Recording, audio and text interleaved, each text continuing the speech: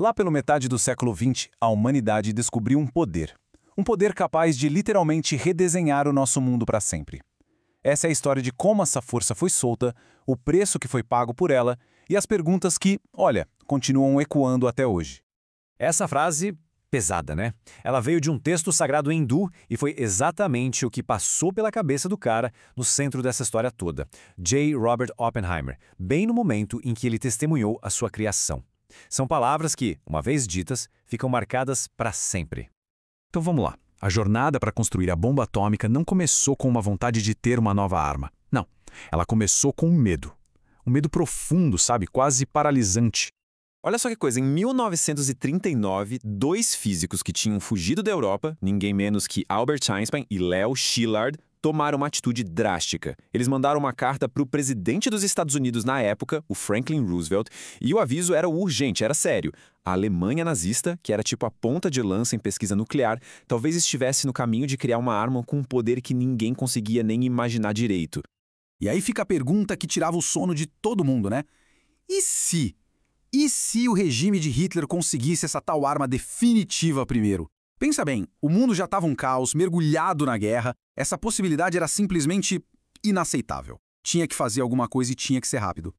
E a resposta dos Estados Unidos para essa ameaça toda? Bom, foi um projeto gigantesco, uma coisa com uma escala e um nível de segredo que, olha, nunca se tinha visto antes na história. Para a gente ter uma noção do tamanho da coisa, o projeto Manhattan custou quase 2 bilhões de dólares, isso em valores de 1945, hein? Envolveu mais de 130 mil pessoas. Na liderança a gente tinha o general Leslie Groves no comando militar e o físico J. Robert Oppenheimer tocando a parte científica. Mas o mais inacreditável, o segredo era tão absurdo que a grande maioria dos trabalhadores não fazia a menor ideia do que eles estavam ajudando a construir. E o que estava no coração disso tudo? Um conceito científico que mudou o jogo, a fissão nuclear. Falando de um jeito simples, é como se a gente pegasse o miolo de um átomo e partisse ele no meio. Só que ao fazer isso, libera uma quantidade de energia assim colossal. E o pulo do gato é que essa primeira quebra faz com que outros átomos também se quebrem, criando uma reação em cadeia. E o resultado? Uma explosão.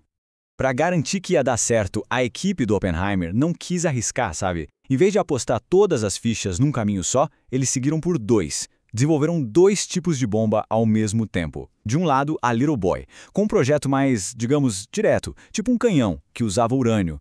Do outro, a Fat Man, bem mais complexa. Ela funcionava por implosão, precisava esmagar uma esfera de plutônio de um jeito perfeitamente igual por todos os lados. Duas ideias diferentes para chegar no mesmo resultado devastador. E aí, chegou a hora da verdade. Aquele momento em que toda a teoria ia virar uma realidade. Uma realidade assustadora que ia mudar o mundo para sempre. Vamos para o deserto do Novo México, dia 16 de julho de 1945. Foi lá que rolou o teste Trinity. Antes mesmo do Sol nascer, um outro Sol apareceu no horizonte, só que esse foi criado por gente.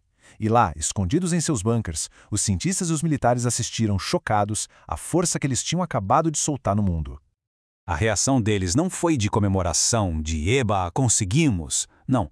Como o próprio Oppenheimer contou, foi um misto de emoções muito complexo. Essa frase dele resume tudo. Sabíamos que o mundo não seria o mesmo.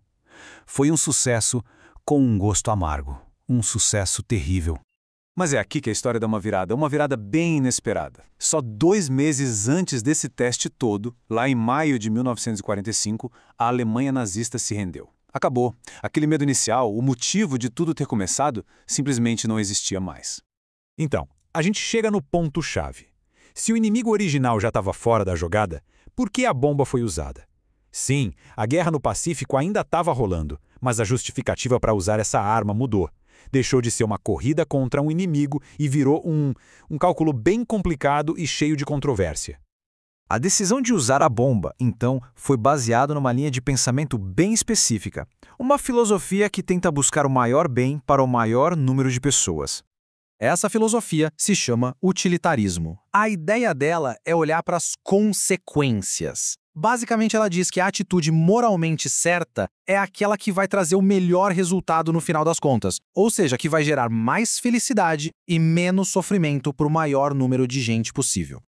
E aí a gente vê como esse cálculo foi colocado na prática. De um lado da balança, os custos, a dor, a morte de mais de 100 mil civis, o sofrimento que a radiação causaria por anos. Do outro lado, os benefícios que eles enxergavam: acabar com a guerra de uma vez, salvar a vida de milhares e milhares de soldados que iriam morrer numa invasão do Japão e, segundo o argumento, até evitar mais mortes do lado japonês numa guerra que se arrastaria.